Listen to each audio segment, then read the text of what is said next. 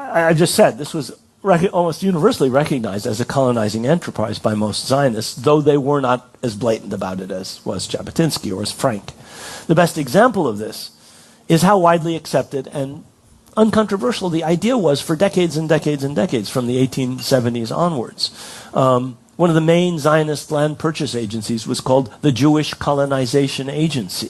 People say, how can you talk about settler colonialism? They were talking about settler colonialism. This institution existed till the 1950s, for God's sakes.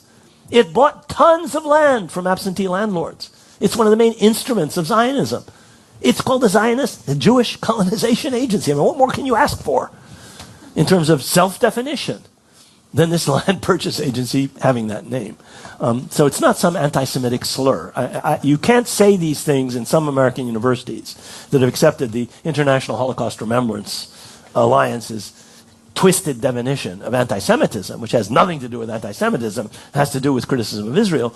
But read Jabotinsky, and you're effectively violating the IHRA, and therefore will get into trouble with some disciplinary panel in your university. Be very careful.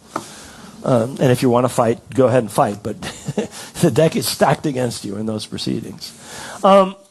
Okay, now, something changed by the 1950s when the Jewish Colonization Agency went out of business. The world was now in an era of post-World War II decolonization. Colonists were no longer regarded favorably. Eventually, even South Africa came to be seen unfavorably. The French were driven out of Algeria.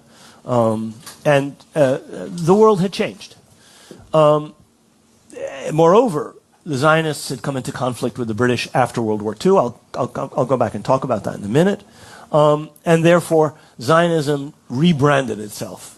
There's a lot to do with branding in this national movement. Zionism is not just a military or a political or an ideological project. Among many other things, it's a public relations project, a very successful one.